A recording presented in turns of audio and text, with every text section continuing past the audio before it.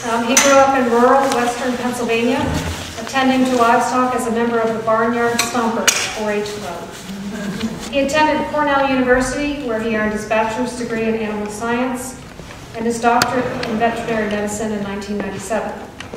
For nearly 10 years, he practiced mixed animal veterinary medicine, most recently in Virgins, caring for companion and farm production animals. For the past 5 years, he has worked at Chi Veterinary Clinic in South Burlington, where he mainly treats dogs and cats with integrated Western and Eastern medicine. Here, he has treated a disproportionate number of creatures in the latter stages of their life, and geriatric medicine is a considerable focus of his practice. He lives in New Haven, Vermont with his wife, his 2 children, his dogs, cats, and his oversized bovine pets, the Scottish Highland cattle. Welcome, Dr. Hyland, and thanks for joining us tonight. Thank you. Well, thanks for having me. It's really a pleasure to be here with you guys tonight, and it's a nice turnout.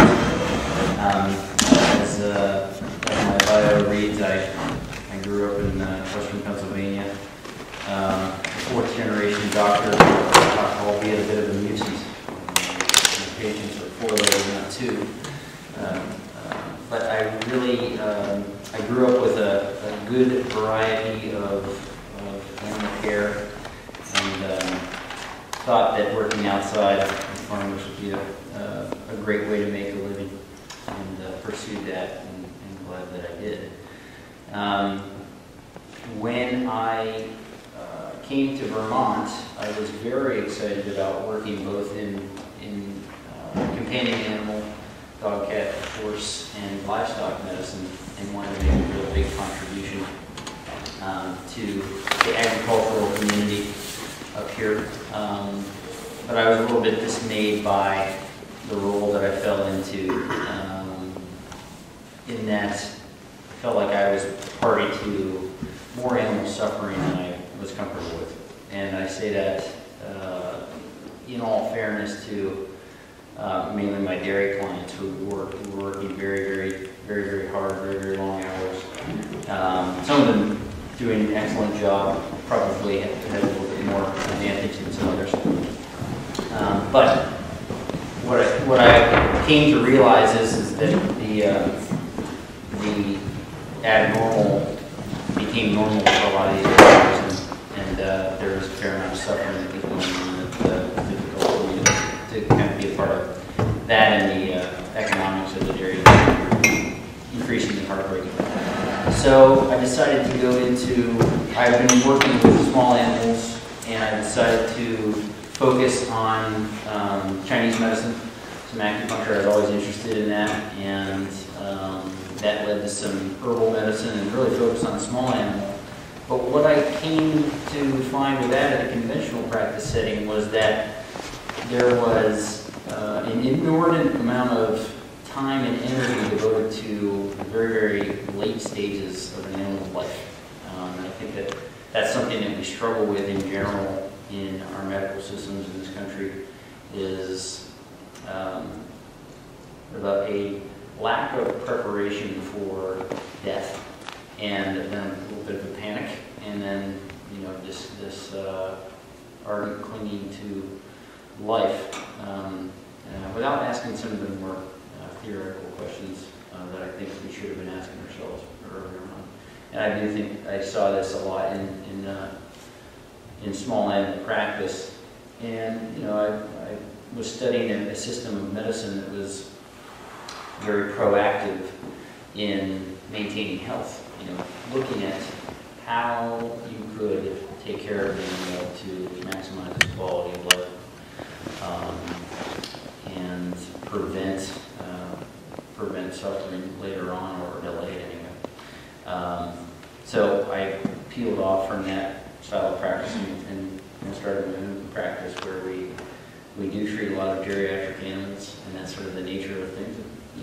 Hey, I've got a problem, what can you do? But in the course of treating those animals, identifying patterns, talking about this, and impressing upon our clientele that, hey, if you intervene at an early stage in life, you might be able to prevent this next time around. Maybe, to your generally works out. So that's been my focus for the last 6 years, is to really try to be more proactive in medicine with food and lifestyle. You know, the things that I think in large animal practice, many of you own camelids, you have an opportunity to do well because these guys they have space and are moving around in animal husbandry, good food, good relationships, that they can stay healthy for quite a long time.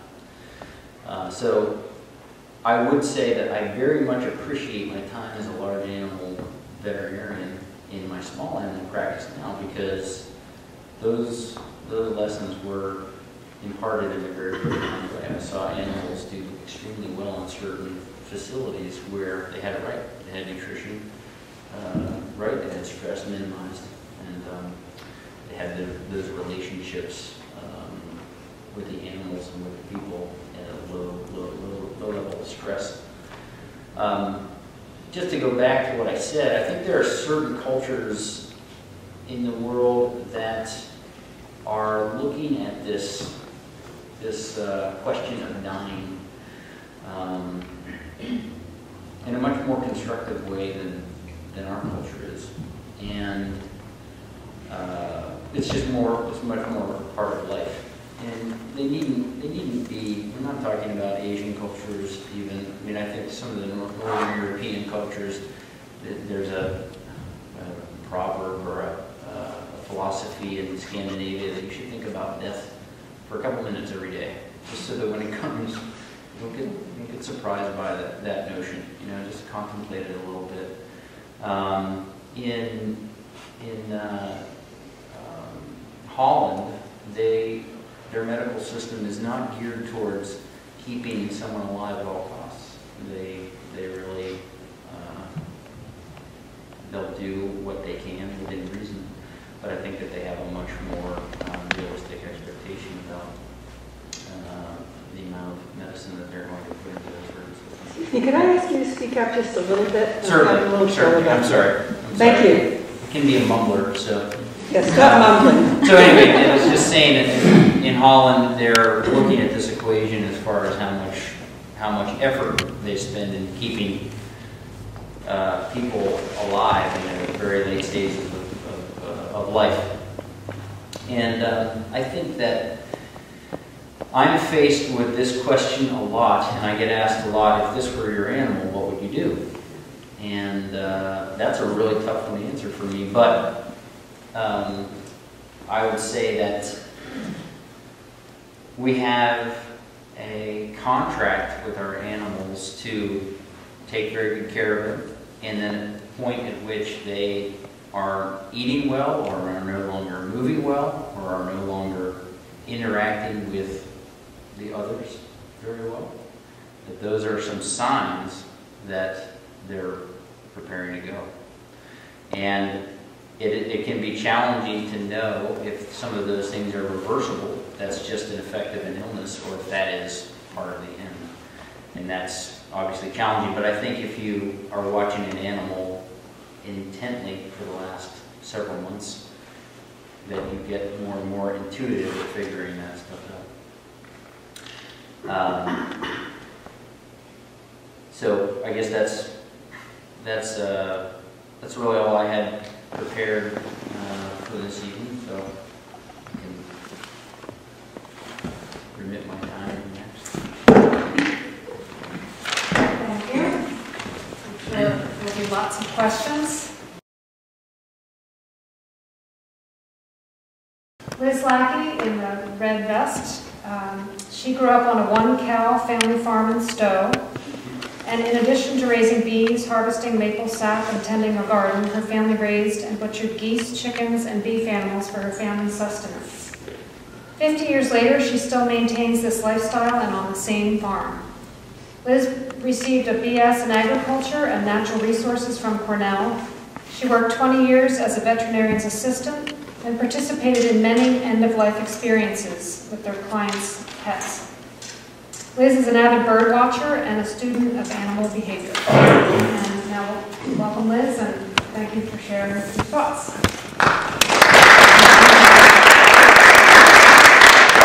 Speaking of animal behavior, I am a person that likes to watch what's going on in my surroundings, to observe.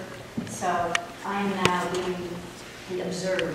It's a role that I'm not as comfortable with it. Okay, so I want to just give you a little bit about where I am right now, what mix of animals we have on my farm.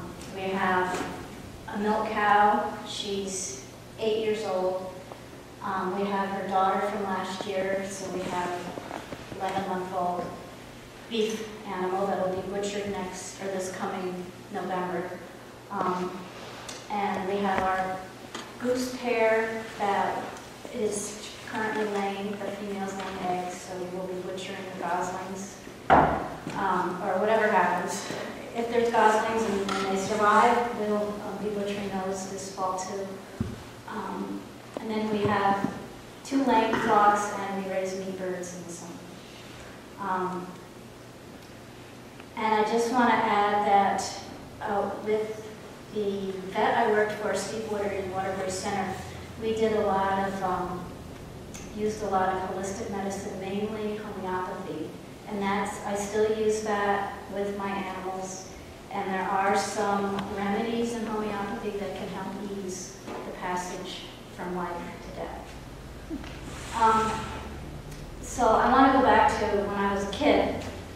When we were brought up, my parents always told us, you can name the lamb, you can name the calf, but we're going to be eating that animal later on. So, and that worked for us. There was no problem when the time came. And out of my family, my sisters, I was the one that was most intrigued with the biology of animals, and butchering was, I loved butchering because I could see how an animal was put together, and I had no problem with the blood, and to this day I find it all very fascinating, how life exists, and then when the animal is dead, you have this exact same complement of chemistry, but it's dead. And what's the difference? There's the spirit factor. So butchering our animals was not a problem, except the milk cow. The milk cow stayed with us. Our milk cows would usually last about 20 years. And there was no question when it was time to say goodbye to the cow, she was going to go and live under the ground in the pasture. We would euthanize our milk cows. There was no question if we were going to butcher and eat our milk cows. We euthanized them. But we euthanized with gunshot because we do bury our animals. We hand dig the hole in honor of them. And we did not want any euthanasia solution in the flesh because we're very aware of nutrient cycling and just her being part of the farm in another state, and not knowing really how euthanasia solution affects the spirit, and the spirit leaves the animal. So I just thought I'd share that. And I'm going to do, there are large animal people here, not all just companion animals. There's alpaca and llama people, right? Because I'm going to probably talk a little bit more now about livestock. Because when I was thinking about farming involves death a lot. Whether it's your plants, when you harvest them, they're dead. When you harvest your animals, they're dead. Fiber animals, you don't harvest the animal, but eventually they become old, and you have to make decisions about quality of life. And then if you have extra roosters, what to do with animals, extra male animals that, on a farm like ours, we're not commercial, so we see the extra roosters as nutrient recycling. And I will go in later or during question and answer if I don't do it right now, describe how my thought process and everything I do when I butcher an animal, whether it's for food or whether it's for old age or injury. So, what does dying naturally mean? In the wild, before we domesticated animals, dying naturally meant eaten by a predator. They did not die of old age. There's very few animals that would, in the wild, that you could say die of old age. Because as soon as they lose their sense of smell, sight, being able to move quickly, they're, it's, whether you're a llama, a prehistoric llama, cow, chicken, even dogs and cats, you snooze, you lose.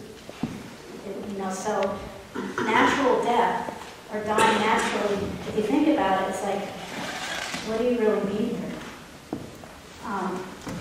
So we can talk about that more too. And I see domestication, when humans domesticated animals about 10,000 years ago, it was a partnership we entered into with the animal. We take care of them, they're going to take care of us. Whether it's with meat, food, fiber, work, draft animals, or companionship. And they've only been domesticated for 10,000 years, plus or minus. And so a lot of their basic instincts, their flight or fight response, is still very much a part of their psyche. We've bred and selected for certain characteristics, but their basic response to the environment is very much what it was when they were wild. And I also see it as a contract with the animals, because we provide food and water, we provide shelter, we provide a clean place, and we provide freedom of movement. This is what I think. I like to provide freedom of movement. I don't like animals that are hitched all day long. And this contract also comes with helping them die. Because when we domesticated animals, we removed them from their predators. So their psyche never evolved to deal with old age. There was no evolution for old age in animals. So it's our role to think and be aware of the quality of life questions and situations. Because again, they have decreased sight, smell and hearing, and movement, and also pain with movement. And so you get to the point where the animal cannot defecate or urinate and leave. It gets soiled in its own urine or feces. And when you think about after our care in late stages of life, when you're providing the movement for this animal, it can't leave its urine or get a contamination, or you keep them on a mat, but it's still hard to keep them clean, and you have to move them. And how painful is moving them every day, twice a day, or whatever. Animals are very stoic, and a lot of times it's not obvious that it's painful. And then of course you do the pain suppression, control. But then it's a question of how long do you do that, and what is really best for the animal at that point. When is it? You have to decide what's best for them or what's best for you, and you have to make the decision on what's best for them, because they're not used to not being able to see well and hear or smell. So I have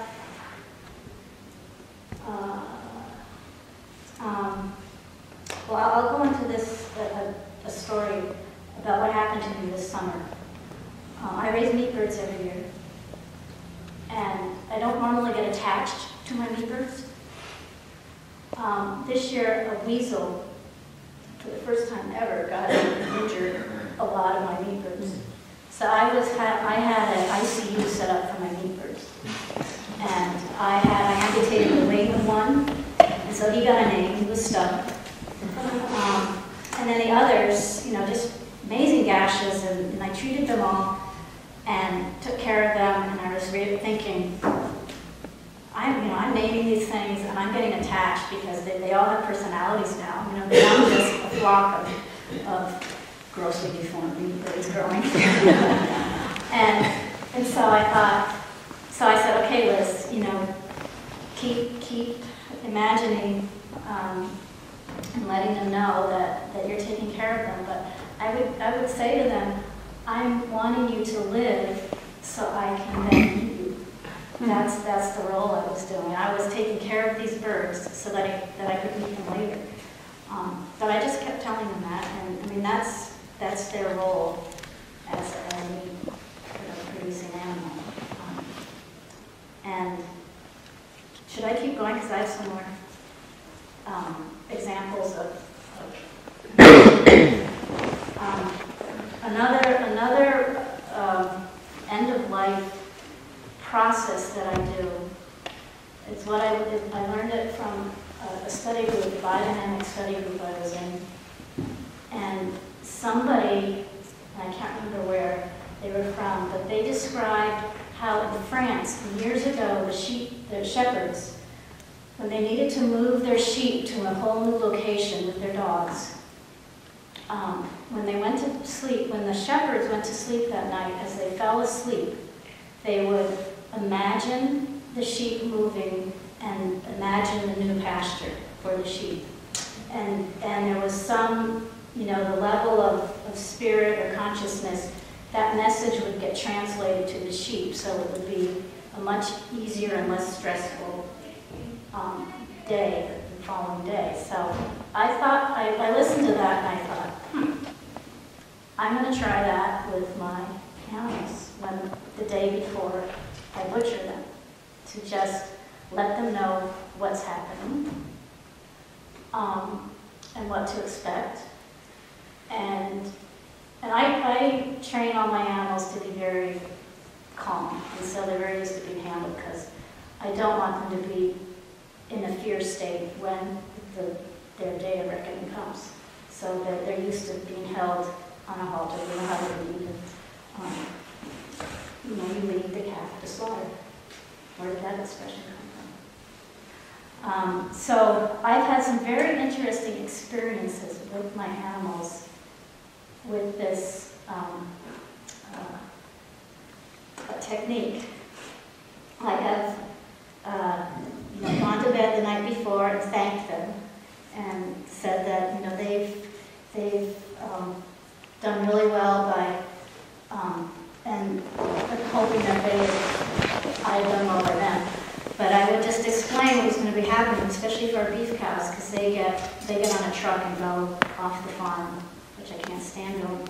But they go off the farm to be butchered, because it's global warming. It's so hard to have 2 weeks in the fall where you can hang a carcass of beef outside and not have it get warm. So I explained what's going to happen, and when I started doing this, the next morning when I go out to the pasture or to the barnyard where the animals would be, the animal that was going to leave would be lying down in the barnyard right by the gate that he's never ever been out before, but it's the gate we use. And they lie down in front of that gate, and I'm like, and I've never ever seen them lie in front of the gate before. And it's just like, wow, they're like ready. But last year, I did this, and this animal, I can't remember his name now, he got out that night and went on a little walk. He didn't want to go. But I followed his tracks, because he was standing on the other side of the fence waiting to come back in. But I was curious where he'd gotten out, and I followed where he went. So I was thinking, oh, maybe he didn't like this message. But in fact, I was thinking, he was ready to go and he started early. He just didn't know where it was that he was going to go. But it's just really interesting, and I do that with my meat birds, and it just, it helps me to do this, to just, have if there's a connection on a different consciousness level, I'm gonna try it. So I think I'll stop there and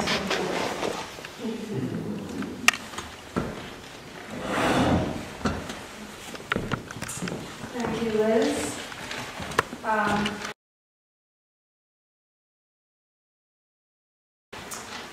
And now welcome Julie. Can you count your lessons? Okay, it's okay. Speak Italian, not French. Julie has been consulting telepathically with animals for 20 years about all issues, including end of life. She has led workshops to teach others how to do this as well. In addition, she does life coaching, shamanic healing, and business consulting in her business Wind Horse Consulting, which is in Heinsberg. Julie is a longtime student of the Tibetan Buddhist Shambhala tradition, and currently Julie has 2 cats, and she's had many cats, dogs, and horses in her life. Julie's interests have taken her to volunteering for OFES, the Rescue Raptor Center, and she has helped rehabilitate red squirrels, a crow, and a number of songbirds. Thanks, Julie, for sharing your thoughts on the center.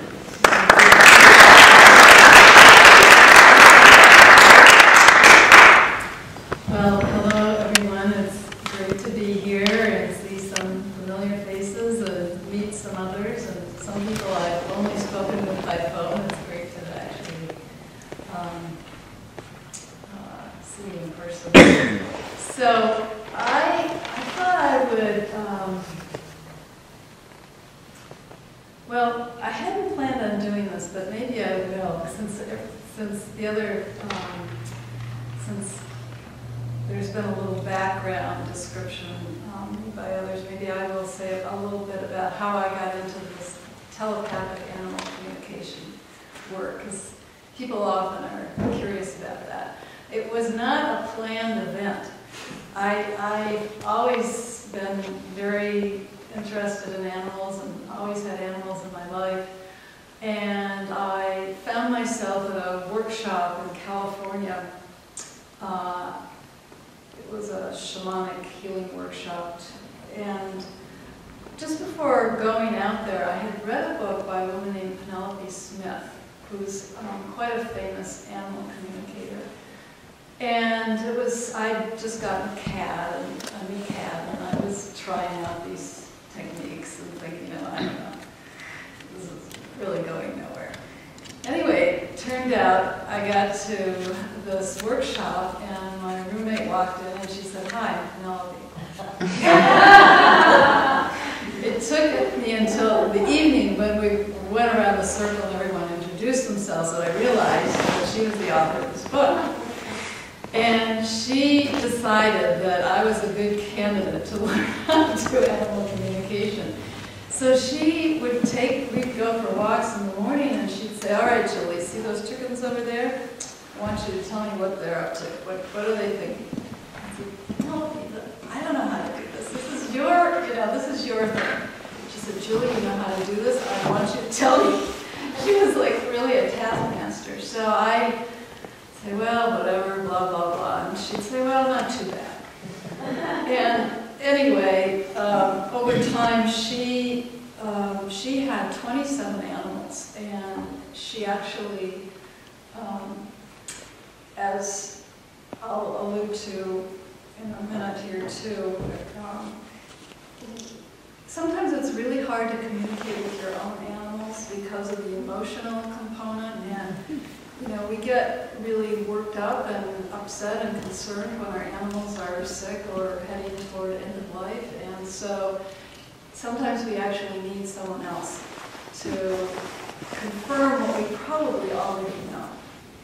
So she would call me and say, "Julie, blah, blah, blah, with such an animal," and I'd say, "Penelope, I'm calling you back in 10 minutes. She'd hang up and call me back, and little by little I began to see that what I came up with on the spot, was helpful. And so I got very interested in this. And I began to really practice with a lot of friends' animals and began to see that, in fact, if I could, find some kind of calm within myself, and I could open my heart to the situation and the animal involved, I would be given information. And sometimes it was in the form of images, which Penelope teaches, and I have since certainly found myself, that animals respond to images in one story that you last told. And they receive images that we have in our minds. There's a great book that researched this called Dogs Who Know When Their Animals Are Coming Home by Rupert Sheldrake. So there's science behind this. But anyway, so that's how I got into all of this. And I have to say that it's a continual learning for me and heart opening, I would say. There's so much heart in the animals, and they're kind of just being totally present and completely available unless they're in really, really bad shape for some reason. And even then, it seems there's a way to access what their concerns are and what they're thinking. So, transitioning from that background, just to say that I am kind of adding a little bit to what Nate was saying, that I think that the whole death and dying for us in this culture is very tricky.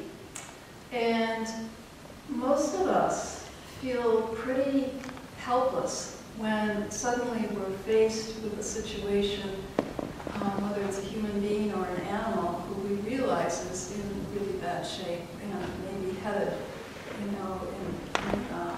toward the end of their life.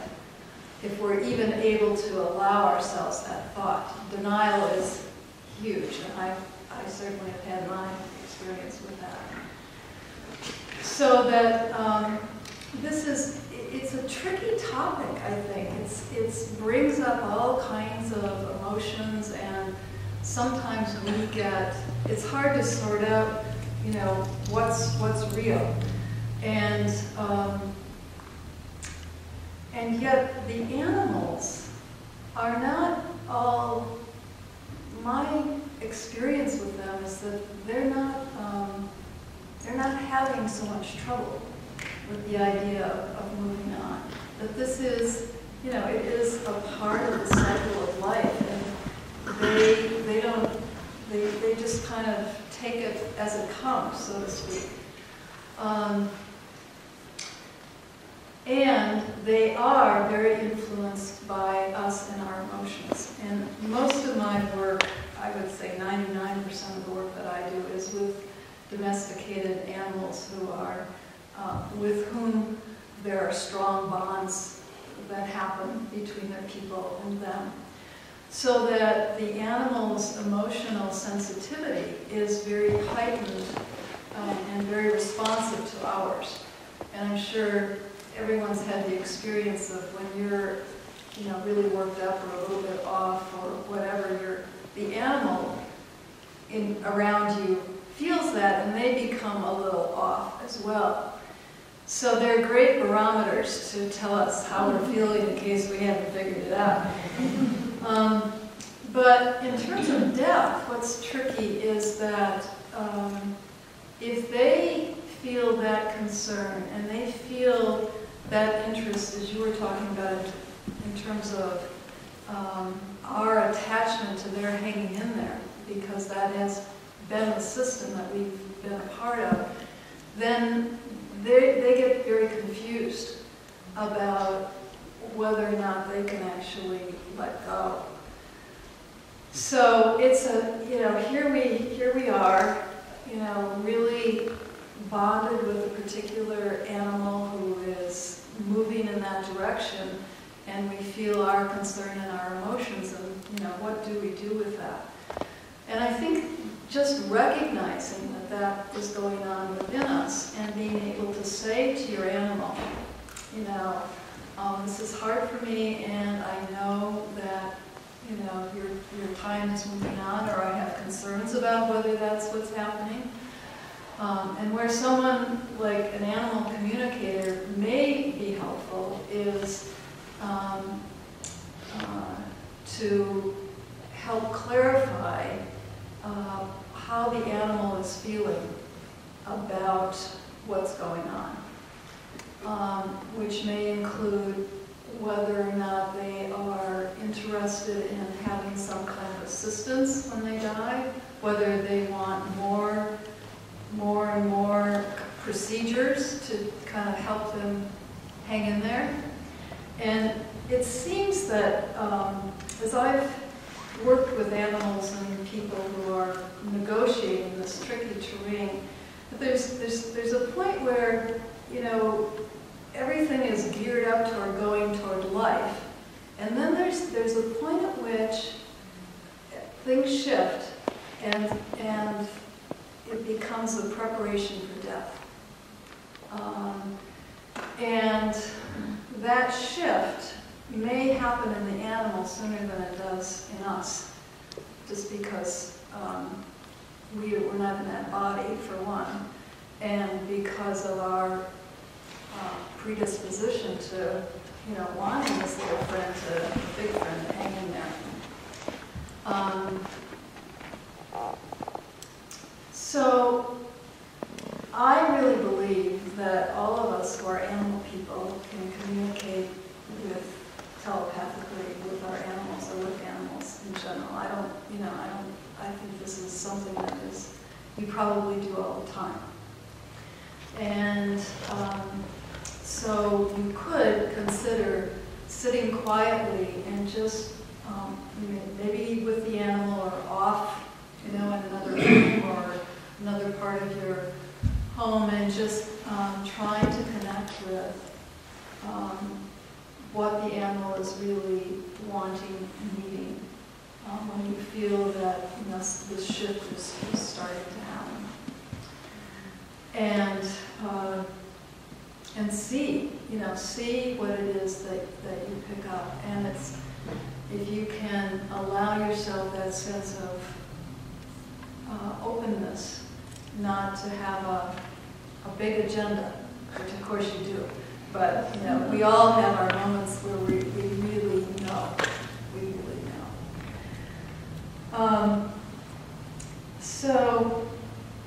And the animals have opinions about all of this. Most of them do. And they're usually quite willing to offer, what's going on for them.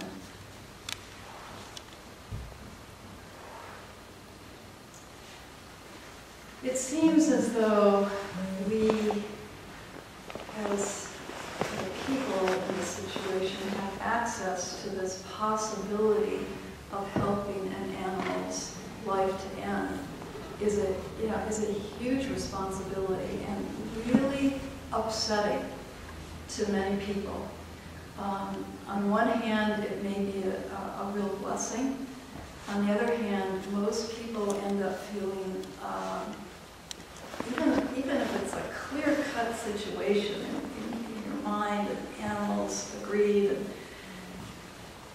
it seems as though we go through a certain amount of guilt about this. At least that's what I've experienced with domesticated animals in homes and stables, or at least I work with horses, not really with livestock per se. And I think that it's a pretty understandable reaction, really, because it is, there's something inside of us that really does question that power, over an animal. And yet, because I've also had the opportunity to connect with animals as they are leaving their bodies or even afterwards.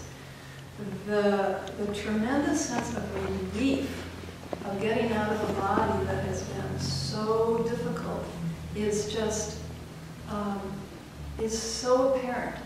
You know, so while we're grieving, they are actually, you know, thrilled because they suddenly are liberated.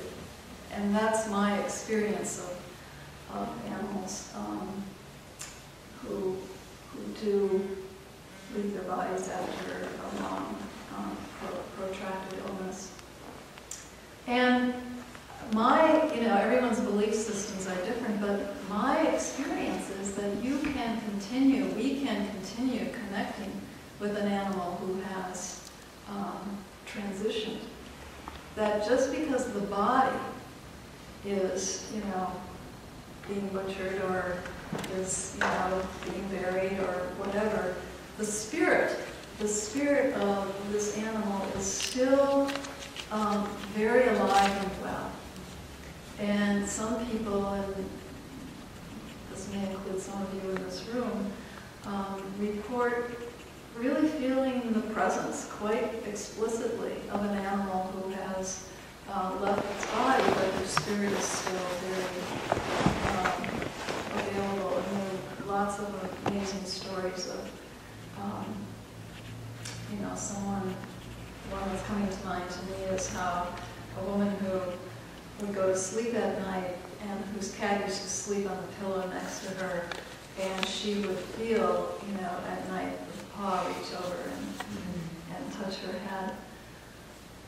And the other end, if it's an animal family, and there are a number of animals who feel the loss of one of their family leave, you may find that you're having dinner some night, and suddenly the animals are going,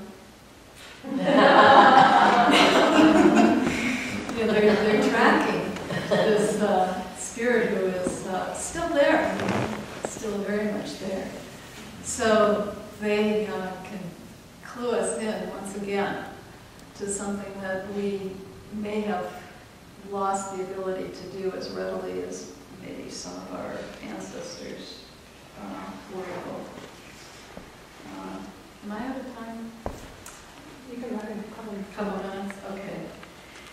So,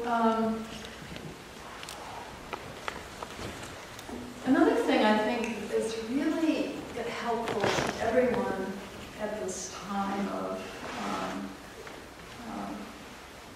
dying and transition is to remember the really wonderful moments. Here you have an animal who is having a hard time. Maybe it doesn't look like he or she used to look. And you're really focused on, all of the details about that and concern. But if you bring back some really wonderful memories, because that's also who's lying there, that's also what was part of your life, that really helps to shift your energy and the energy of the animal to a kind of a whole different place. And so that's something I really recommend, that in the midst of all of that discomfort, that that also is a part of what's going on. And that the death and dying time is a very intimate time, even though we might want to wish it weren't happening and kind of get away from it. But if we can lean into it and just be present with it, and not to worry too much, do the very best that we can, it's an incredibly heart-opening time and an opportunity to tell this animal what he or she has meant to you, and anything else that you might want to say or share. Grieving for animals, sometimes people say, I'm more upset about, this cat, dog, this animal dying than I was when, you know, a relative died, and they're just totally surprised. And I wonder whether it's that, you know, animals accept us so unconditionally. There's such, you know, unconditional love that just is there, that we don't, you know, that doesn't happen so easily, just even with people in our lives who we care tremendously about. So the loss of an animal companion is huge. And if you have people in your life for whom that animals aren't, you know, don't have that place, people might say, well, you know, get over it, or aren't you over it, or whatever. And I would like to say that it's really understandable that that your grieving process, if it's strong and lasts a while, it's, you know, you're not alone.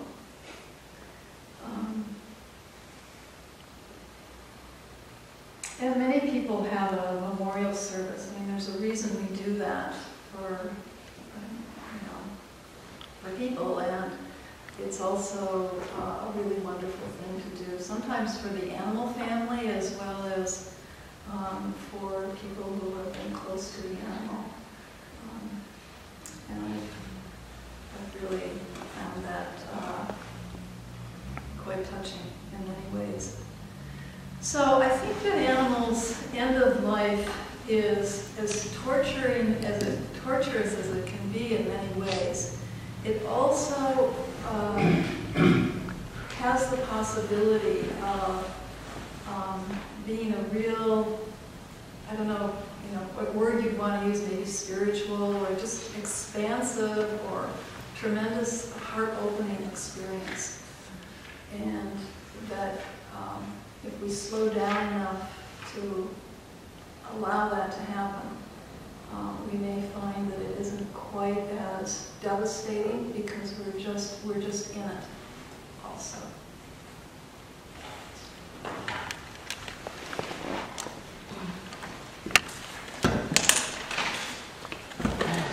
Thank you very much, Julie.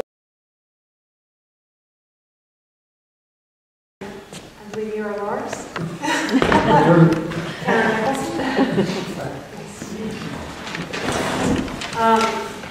Lars is joining us from southern Vermont, and we're very happy he's here. Longtime member of the Vermont Llama and Alpaca Association, probably one of the founding members. Yeah. Lars and his wife had a vacation home, and correct me these things if I'm wrong, on 100 acres in Vermont. And when Lars retired in 1985, they explored different options for using the land. They looked at raising beef and sheep and all sorts of other opportunities. In 1987, an article on camelids caught his eye, which led to attending a conference of the Rocky Mountain Llama Association, the Gala meeting, in 1987. The following year, Lars surprised his wife with 16 llamas. Ultimately, from April of 1988 to September of 2010, they had almost 800 llamas and alpacas come across their farm. So Lars has seen birth, life, and death with his livestock over those years. And Lars has also been a hospice volunteer for a number of years. So, share with us your thoughts. The two seem to fit together tonight, hospice and caring for animals and their final days and ours. But I want to start at a little different place. A little story, true story. I don't have many of those. It was about 1992 or 93. You may remember, Susan. June, I don't know exactly. We had to change the site of our Llama Bazaar. The Llama Bazaar was an event we held each year for 10 years, inviting the general public from all over the Northeast to come and meet llamas. No charge, no or anything, just walk in the door and meet llamas. We had about 35 farms come to our place, put up their pens in our fields, We introduced over the years more than 10,000 people to llamas. In a lot of ways, that was the beginning of camellids in the Northeast. They were here before that. The Brands in Brandon, some of you may have heard of them. I think you've met them, didn't you? They never did. I believe they were the first in Vermont. And you and Lindsay and ourselves were the next ones. And we all met at the Hartman auction in 1988 out in Arkansas, in Oklahoma. But skipping ahead those few years, December morning, chilly, nice, brisk. The barn doors were still open, hadn't snowed much yet. Nice time, nice days to go out in the barn early in the morning. Walked in and there was a stillborn crib. I can't tell this story easily. We couldn't figure out who was mom. Finally went to Marie Fowler's book and did the crown runt length measurement and so on, figured out which one it had to be. All of our breeding was hand breeding. We knew exactly what the breeding dates were. And we retested her, and sure enough, that's where it had come from, but she didn't seem to care much. But the bad part of the story was that 2 days later, there was another one. And 4 days later, there was another one. And her having an abortion storm, that's what they call it in the animal world. Ultimately, we lost 15 or 16 crias, pregnancies, 5 adult females, no little ones, 2 adult males. And all the while, or much of the while, we had no idea what the world was causing it. Believe me, we turned every stone there was to turn. Linda Morris, our vet, she became part of the family. We had a vet for her in the house. Dr. DeBoe at Cornell did 10,000 bloods. Not all ours. He was doing comparatives to others. He was drawing in bloods from all over. Well, he finally in March or April found out what it was, and it was affecting our older, and not old, because their oldest animal at that point was about 10 years. So it was affecting our older animals, but not the newer ones that we've brought in the last 2 years. We couldn't, these things weren't fitting together at all.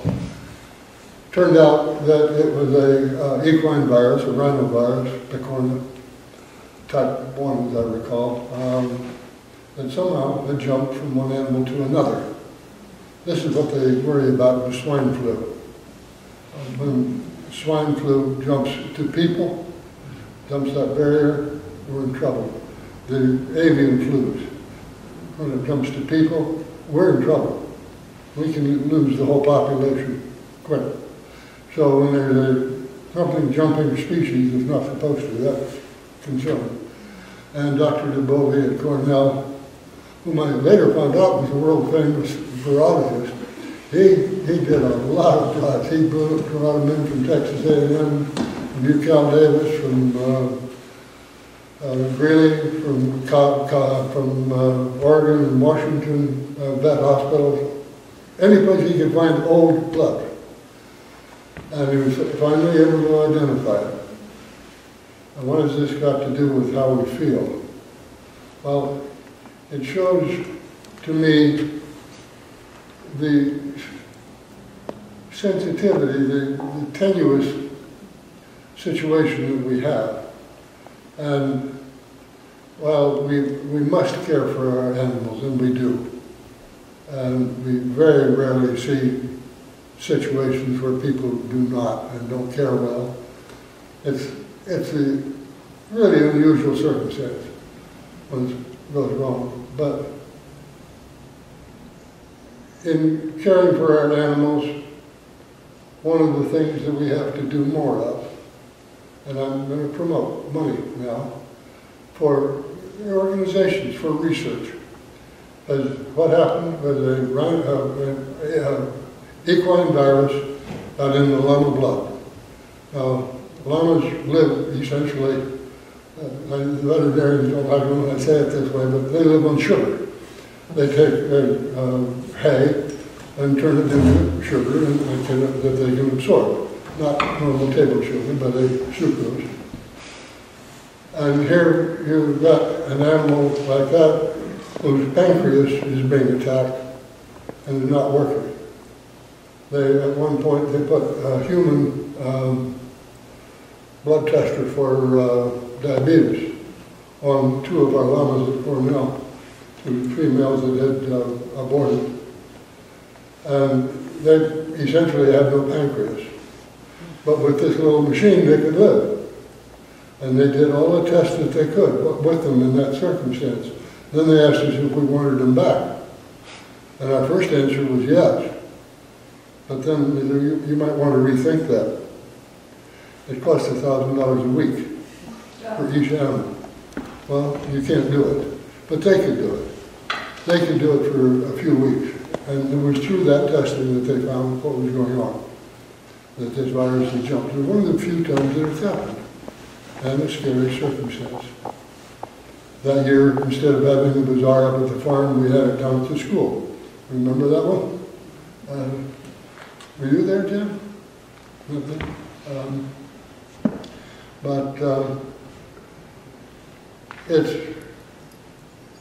It's a level of caring that you don't often encounter. But it's there. And frankly, it's above the needs of our day-to-day care with our animal in the barn that we really enjoy more than anything in the world.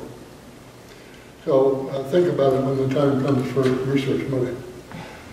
I bring it up because it was a way of death that we had really never even thought of in our previous lives. 15 Krias on the floor, dead. 15 mothers. Frankly, most of them said, "Oh, that's too bad," and walked away. That's the animal way. Maybe for a day or two they'd be sad, but not very much. There were a lot of good stories too, but I needed to share that one with you and let you know some of the things that have gone before. That one hasn't been talked about very much. I don't think it has reoccurred. It happened on our farm. It didn't happen anywhere else. And I don't think it's happened again. We don't want it to. But Dr. DeBovie found out how to find it, but not how to cure it. And that's where we stand in veterinary medicine very much today, is that we have a lot of things that we can identify, but not a lot of things that we can do something about. Although, I shouldn't say not a lot, because there's a zillion things we can do something about. But it's never enough, because it doesn't seem to be the one you have. We've all been down that way.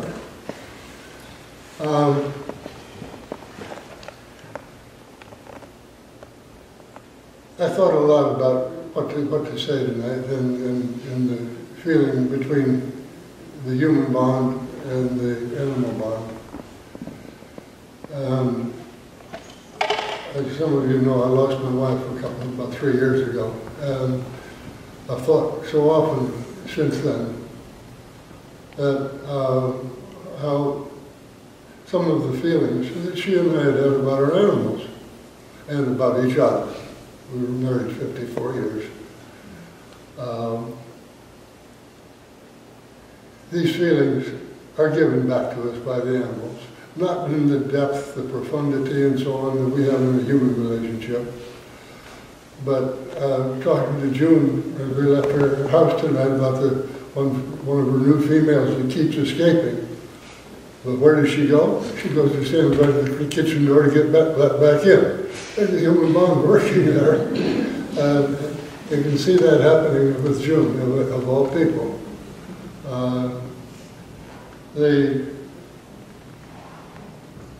The sensitivity of the animals to people, of our animals, camellids, are not terribly strong. They're not like the dog that wants to be petted or the cat that wants to curl up in your lap.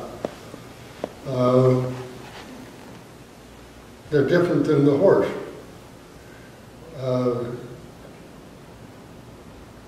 And those pretty much are the pet animals that we work with that do react to us. The pet mice that the children have, or the rat. People that keep livestock pets down in Texas have thousands of acre ranches with all the African antelope on them. Those aren't pets. They're not reacting with humans. Human reaction with animals is limited to a very few species. Not actually totally limited, but 99% limited to 4 or 5 cats, dogs, horses. And llamas are the newcomer on the llamas and alpacas are the newcomers on the block. They haven't learned enough yet. We're still teaching them. But certainly they react in the life sense with us very nicely. I think about our favorite stud, Picasso, whom some of you know, or Chester, Gail's favorite. Chester went to church. He did. One of the deacons of the church, there was a bazaar at the church, and she asked me, would Chester go in the church? I said, yeah. Well, we went in the basement. Well, Chester would go upstairs. Of course. Chester will do anything, and he would. We went upstairs and into the narthex. I wasn't quite sure what was coming next. And would Chester go into the sanctuary? Yeah, if you want him to, Captain. Well, you did. And we walked through the sanctuary and out the back door. And we got outside and she said, Lars, let's do that again. So we went around, we went in the basement, up the stairs, into the narthex, and into the sanctuary. And Catherine ran 10 steps ahead of me and sat down in a pew, turned around and looked at him and said, now Chester, let me tell you about Jesus. Now, not every animal is going to bring that to you. And that one was a lot of fun. Over the years, we've all had those experiences, and hopefully we'll have them again and again. So, the thing that, the thing that I keep thinking about in all of this is the necessity for growth in our medical skills. Our vets do wonders, and we love them. We really do. Linda Morris is still one of my best friends of all time.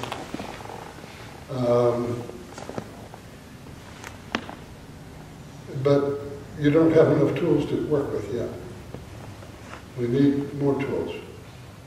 We need more answers. And things that we get all the time. Many times from our own carelessness. Megasophagus, the floppy esophagus that eventually kills an animal. It generally comes from feeding too coarse of food. Not always, but quite often.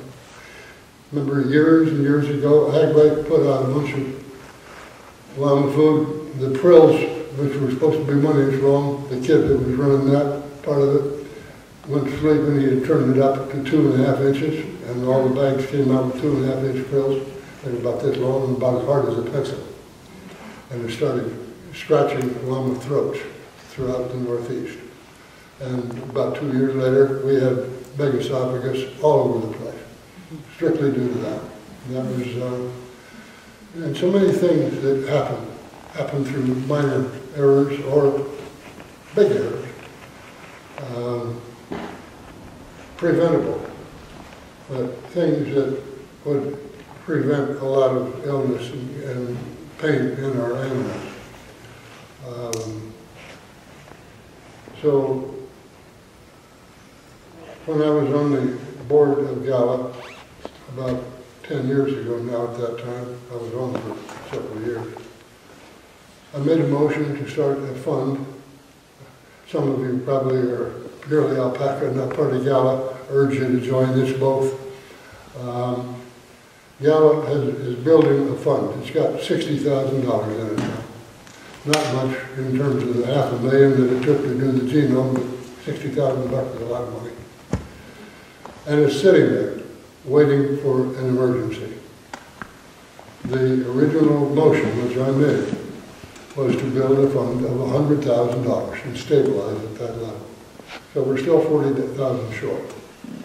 So, and Gala, frankly, right now is an organization that needs a little more oomph. It's not very healthy. We've gone from over 400, almost 500 members at one time, to probably not much over 200 now. I think the alpaca organizations are seeing much the same happen. We need to keep these organizations viable, vital, and part of it is medical research. The Animal Foundation do their job and find places to spend it well. I'll be happy to talk on any of the human-animal relationship stuff, which I know it was the basis, but these are other things that need to be said from time to time too. And maybe I spoke badly out of turn, but I think they're important issues. Thank you very much.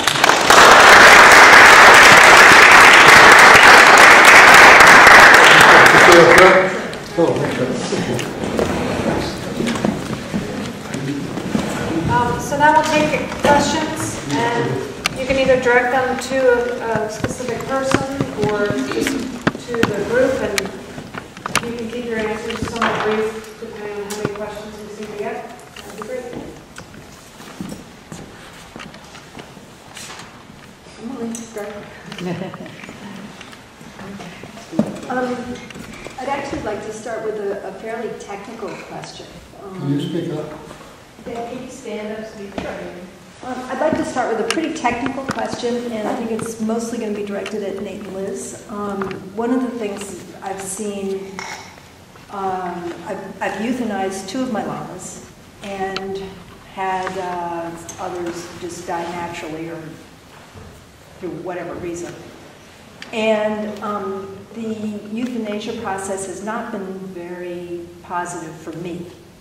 I don't really know whether it was positive for the animal. It certainly didn't feel like it to me.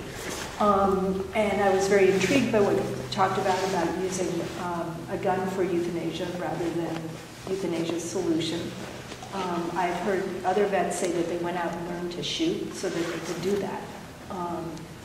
And I'd like some discussion about what is the solution, how does it work. I think part of the hard part about it on our side is ignorance, like what's happening inside the animal, what are they experiencing, and part of it is also just chemical.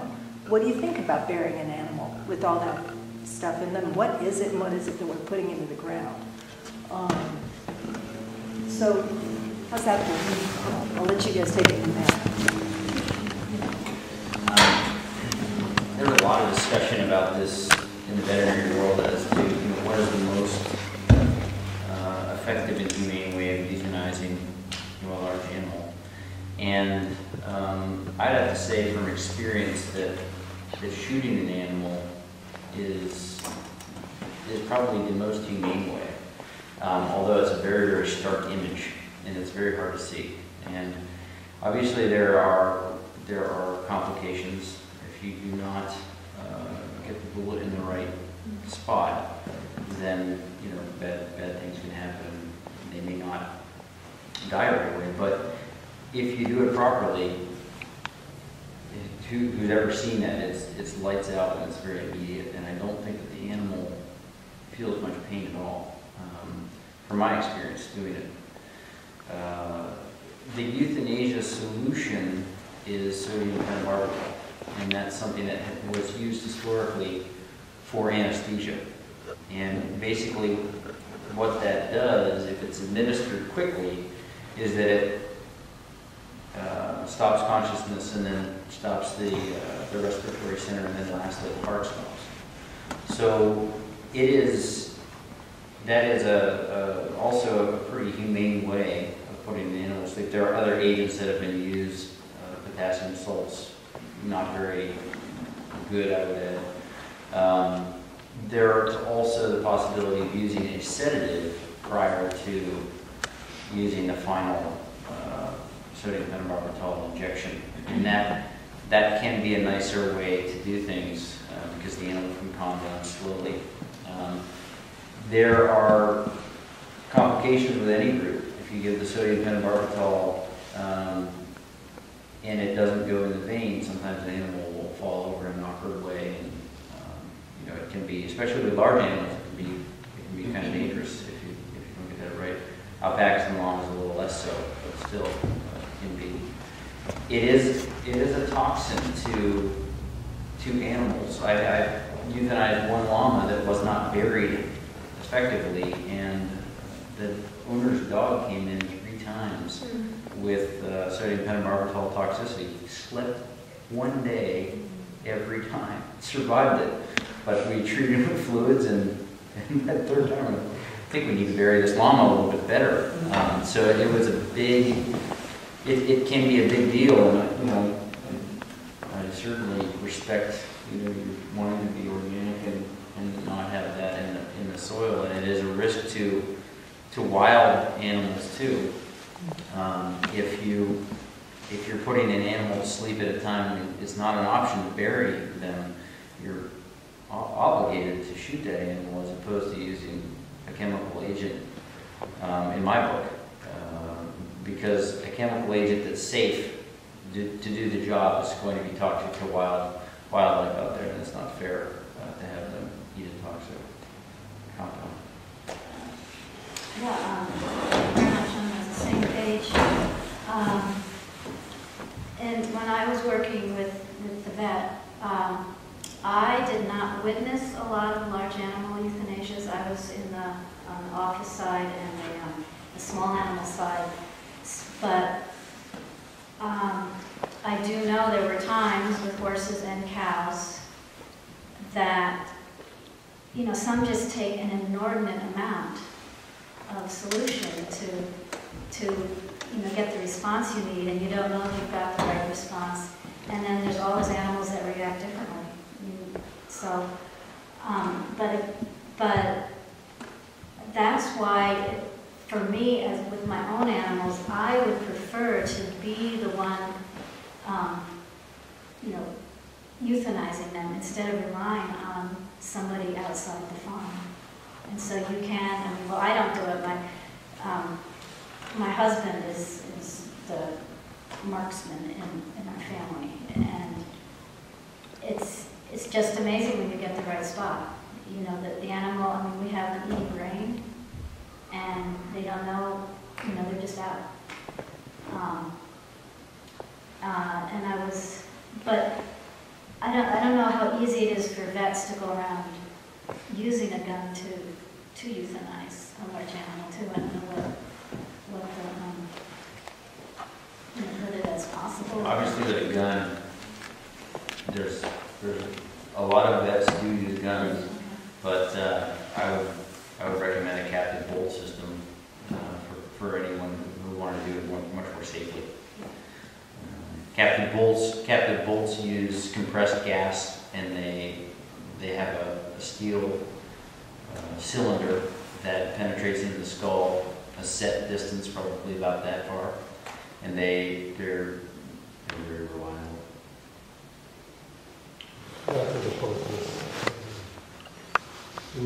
As opposed to a 22, or usually 22 will be sufficient. But if you were euthanizing a bull, you might have to use a larger. Yeah, and we used on our cow, when we euthanized our 19-year-old cow, which, by the way, for me was much harder than euthanizing my dog and my cat, because she gave so much, and she was with us so much longer than a dog and cat. Well, not a 23-year-old cat, like that. And that's, as an aside, too, we out for our companion animals, their lifespan is so much shorter than ours. So, you go through a death experience, but you know what, you're going to do that again because you're going to get another dog or cat, and you're going to have to go through the whole grieving process and end-of-life decisions. But back to our cow, my husband used a deer rifle so that it was a big, there was going to be no question, because if a 22 is off in a cow's skull, she's going to be stunned, but she's not going to fall, or she's going to need another shot. we use a pretty good caliber. Just for what I know, I'm not that much of a gun person. It's, the how is the second half of the question. The first half is plan. And as a general observation, I would say we wait too long. The animals are waiting to die. They have a recognition of what's happening. They have an acceptance of it. They have an acceptance of death that we humans do not. I admire them for it. I go to my hospice work. The worst thing that happens in hospice is that people wait till the last week because they know they're not going to die, or their family knows they're not going to die. But they don't want to face the fact that they're going to die. And that was my job, was working with them, helping them understand, realize what the near future brings, and where the kindness can be. And this is certainly true of animals as well. And I've had animals that I waited far too long to put down. And I feel badly about it. I feel badly for the animal. And I feel culpable. And it's not a good feeling. So try it. Try that culpability feeling when you've got an animal that's near death. And when is it no longer comfortable for the animal to continue? To put them down, we use a 22. We did put some down with one of the medications that had the accidents you're talking about. I didn't bury deeply enough. And I think we pretty well wiped out a herd of coyotes. Well, that probably increased the rabbit population, but it didn't. Anyway, it was a bad mistake. Do you feel like you over time? I mean, Pardon? do you feel like over time you were able to make that decision on your own more readily than, I mean, when you had your first few animals that you had to put down? Were you depending more on a vet to tell you, really, there's no more that I can do without spending money unnecessarily and, you know, ill-advised or whatever? Or do you feel like you knew all along when the right time was? I don't hear it very much, so I'm not positive that I heard it. I better try to answer what I think I heard.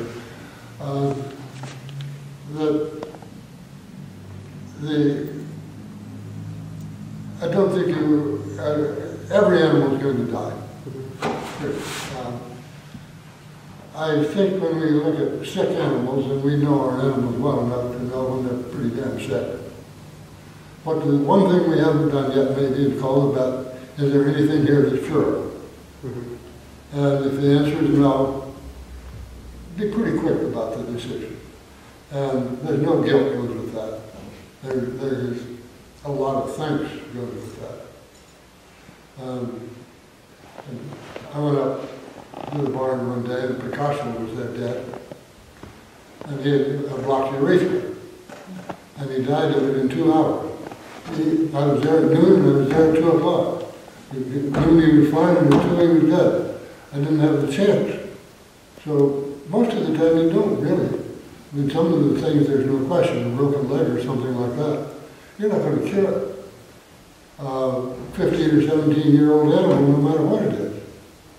Are you doing them a favor to cure it? It's just to question. Nobody's making a decision for you. Question. Then make the decision. I have a question. Well, first of all, I want to tell you something that a vet told me that has stuck with me forever. In terms of deciding when to put an animal down, better a day too early than a day too late. And that so you talked about euthanizing large animals with a gun, which I totally understand, and I've witnessed it. I would have a really hard time doing a dog. Oh, yeah, good. It's just too violent. Oh, yeah. Yeah. Thank you. It's illegal.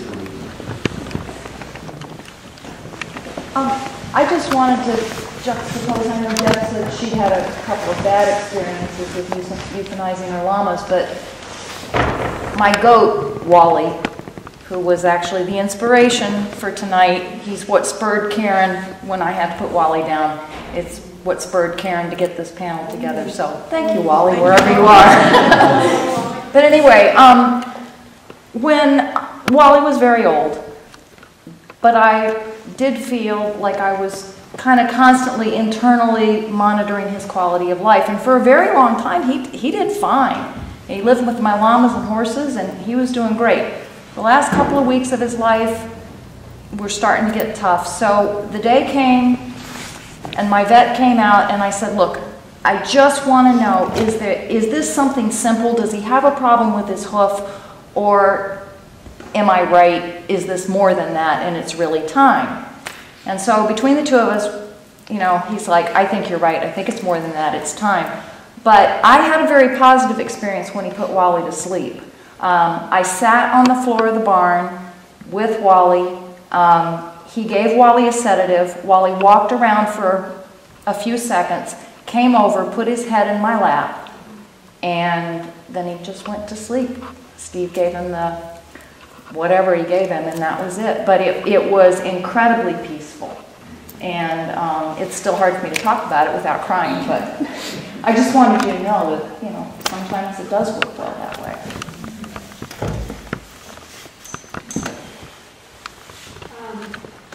This is a question that I've thought about a lot because I've heard of,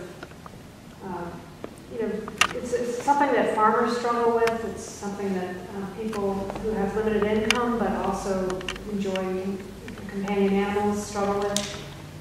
Where does economics play into all of this? When you have an animal that maybe is midlife but has something fairly life-threatening, and you choose either to put the animal down or do an experimental surgery or an experimental treatment.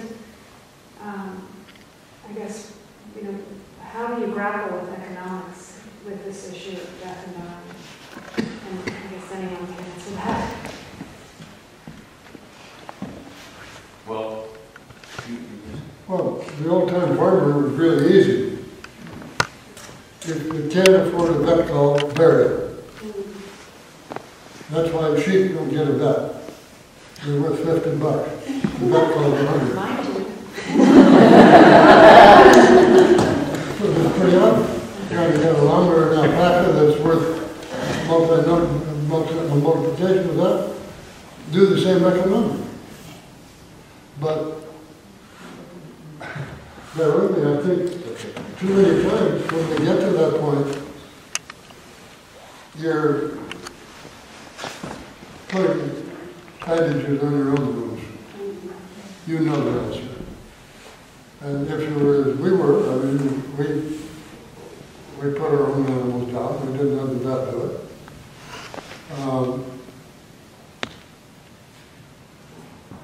If it was that time, we put it down. And recognize that maybe in a 50 or 75 animals, I don't have an account. Maybe I made a mistake with one. That was a good mistake. It was the direction that I should have been moving. Maybe I fouled up once, that's all right. But it was the direction to go. That's for me, it's not for you. And nobody tells you what to do. I mean, I have neighbors. I had a little alpaca they got from us. The gal was I can't say the word, otolaryngologist, something like that. Anyway, she was not the doctor she worked for, and he had some kind of problem. We actually took him and sedated him, put him up on the table, and used the scope and went all through his nasal passages. And in the course of things, the scope brushed against the cranial tissue, and it burst. And that's where the problem was, that there was no more. The alpaca didn't get up. But how many alpacas have had that kind of treatment? They spent more than $10,000 on that little alpaca that was a gelding. It wasn't even very friendly. So it's a dilemma that each person faces on their own. And as I know personally, and some of you do too, you learn this in human life as well. And the lessons are there to be interchanged. There's a blurry line where it goes. Our temperatures are 98.6. All the mammals are right around that now. We're about 6.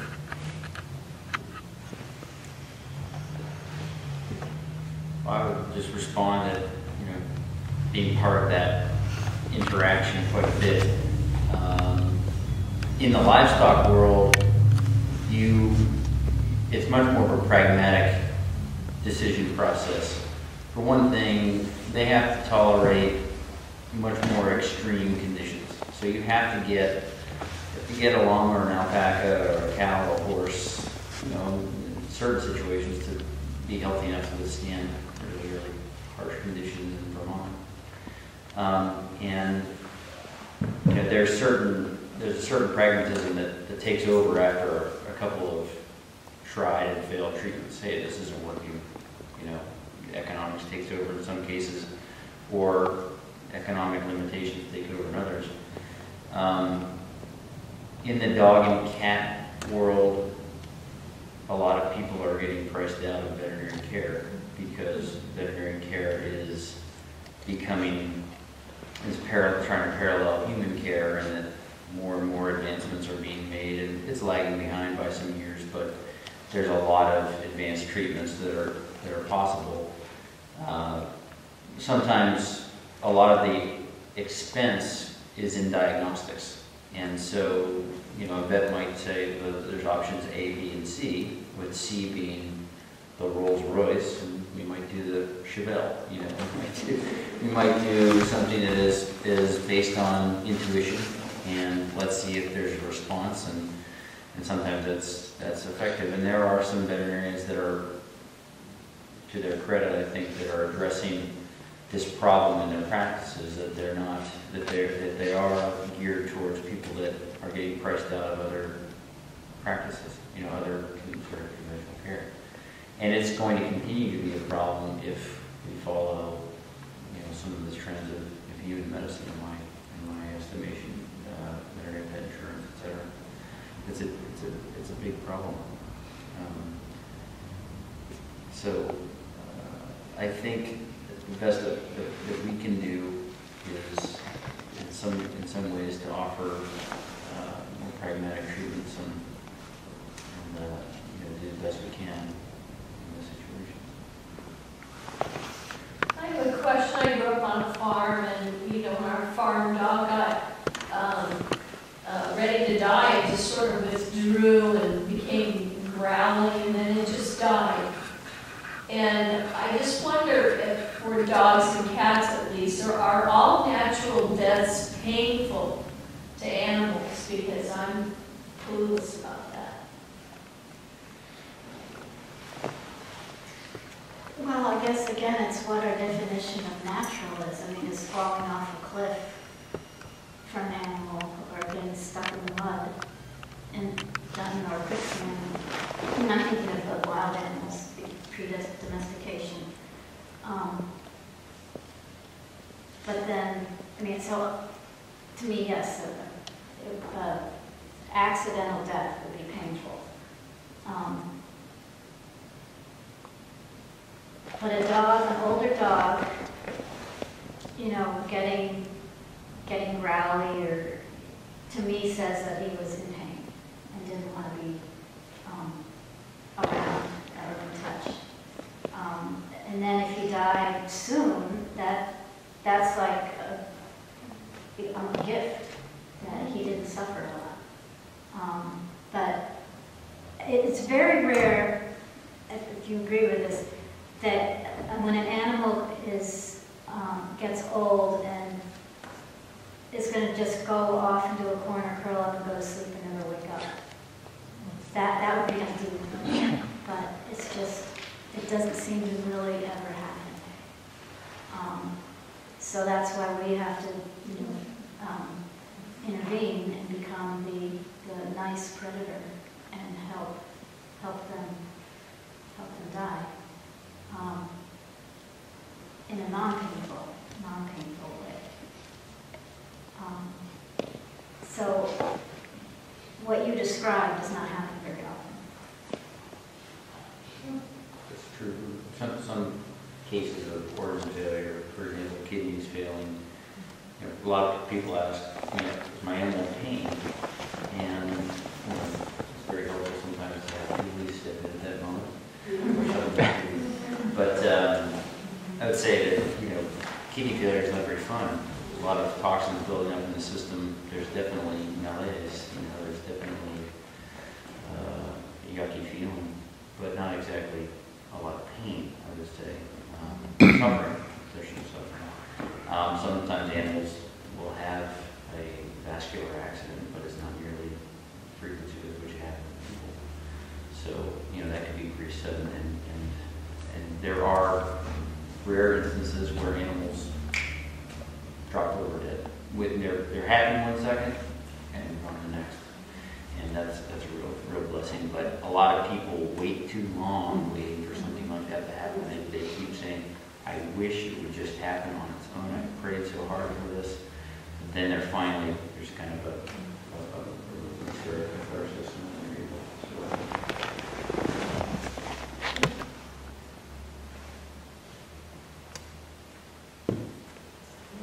I know Lars had said something about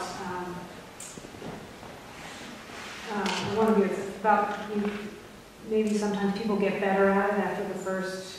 Maybe what? Maybe you get better at knowing when an animal is near your I end. don't think you ever really get better. Okay, well, I know that one thing I've gotten better at is having had a cat that I waited far too long.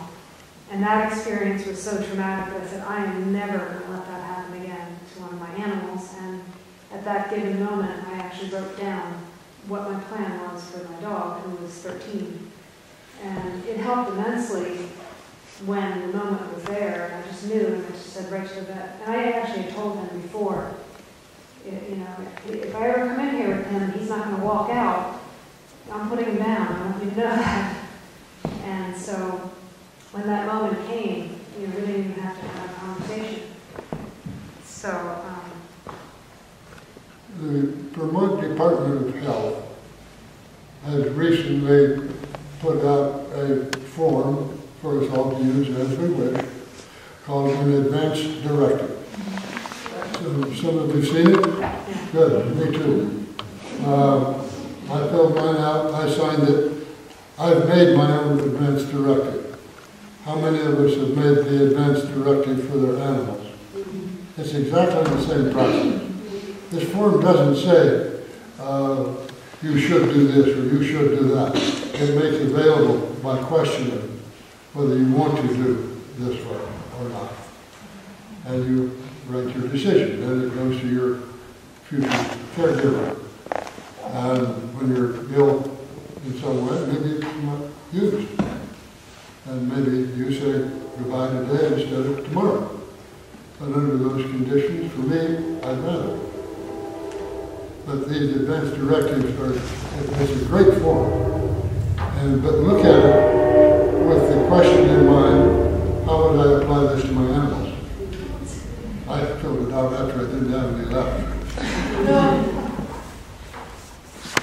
Julie, a lot of humans will say, I would prefer to die at home than in a hospital. Do you have a sense from working with people and animals, do they care? Would an animal, a dog, prefer to die at home versus in a vet's office or a vet hospital? I think it varies, from animal to animal. And sometimes when an animal is familiar with the vet, there's some sense of comfort in that. And if you're lucky enough to have a vet who may be willing to come to your home, that might be really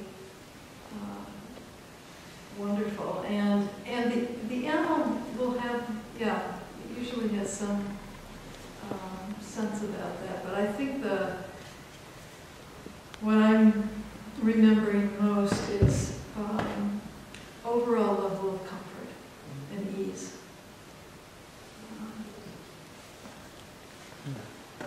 My cat was dying. It was very good to hear from you about what was going on. It was so relieving. You know, so it's really a blessing. I would say that I much prefer to put an animal asleep at home because that's where they've been, that's where they're comfortable. Also, some clients don't prefer it, but most prefer to be in that intimate place and they don't have to worry about leaving in the office or anything of that sort. It's just much more intimate all the way around.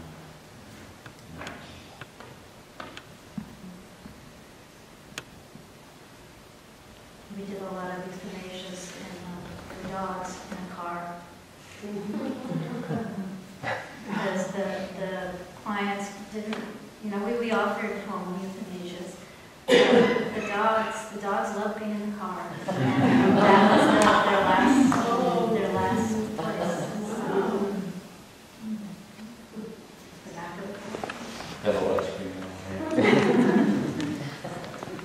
This is for Julie. I wondered, do you ever do animal communication classes?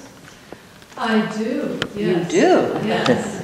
Cool. I used to have them on kind of a regular basis, but now the way it works is if someone wants to host it, so to speak, I'm happy to show up and offer it. Awesome. Yeah. Will you take names?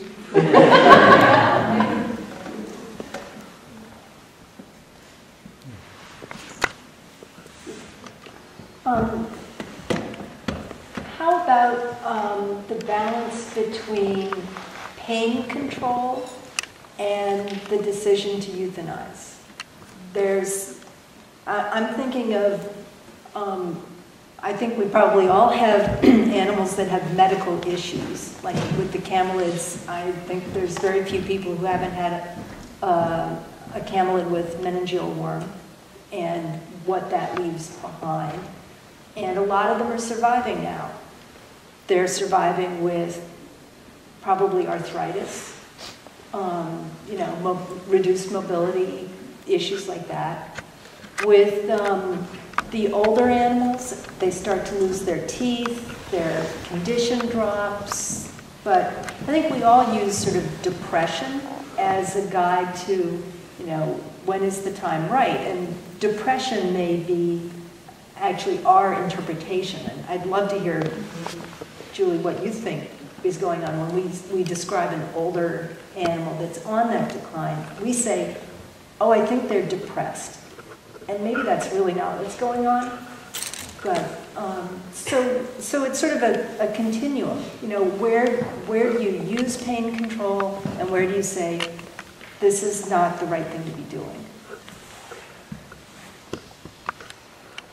Any one of you can. I'd love to hear from all of you. Well, if pain control is helping the quality of life of the animal,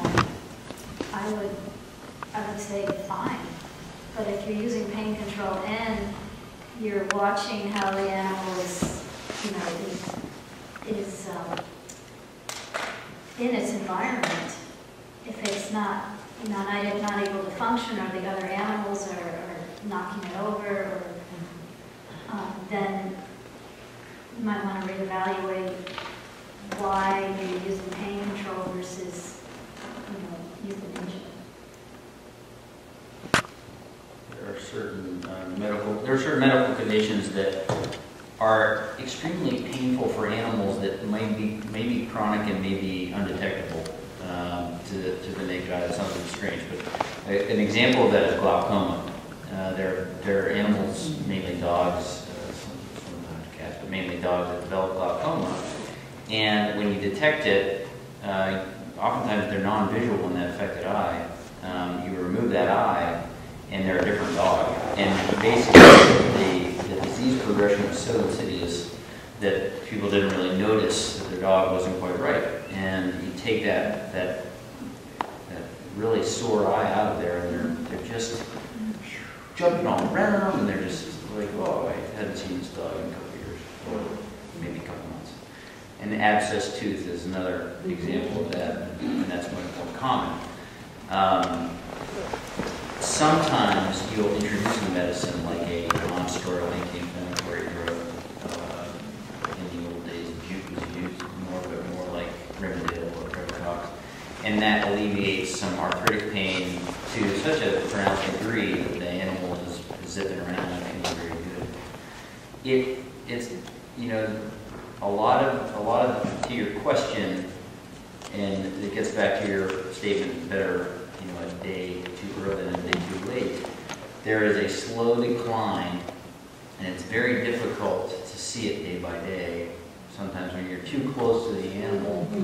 And I'm always surprised when it comes to pain control. I think people have these lines that they draw in the sand, and then they keep moving it back, and they keep moving it back, and moving it back. I never thought that I'd be carrying my dog up the stairs, or sleeping on the couch downstairs next to them, and this goes on for a while. These are really gray areas. These are gray areas. Sometimes a good quality of life for a dog. One person's consideration of that is the ACL. 50-50. Yeah, well, that's another situation it could be. But I think pain control can really improve quality of life, and there are some options out there, but you just have to look at, are there more good moments than bad? Significantly more good moments than bad, or is this the time when there are more bad moments than good? That's great. I got a form from my holistic vet's office to actually do a score on how the dog was doing. It's for dogs mostly, as far as appetite, and I filled that in. So I actually had a score to compare. I remember doing it 1 year, I did it the next year, and then I did it a few months later, and it had dropped, in those few months it had dropped about 50 points. And there was not much question in my mind being able to look at it that way. I'm happy to email that form to anybody if they'd like it.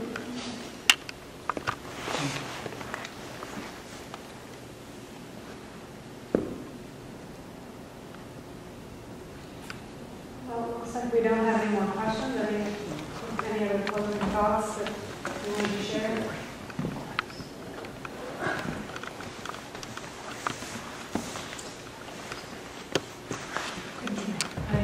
Do sessions of this nature really help? Yes. A lot. It'd be nice to have everybody come up to the Burlington area and do this again, with pets, because I think it's really a great opportunity to educate people on end-of-life issues for pets.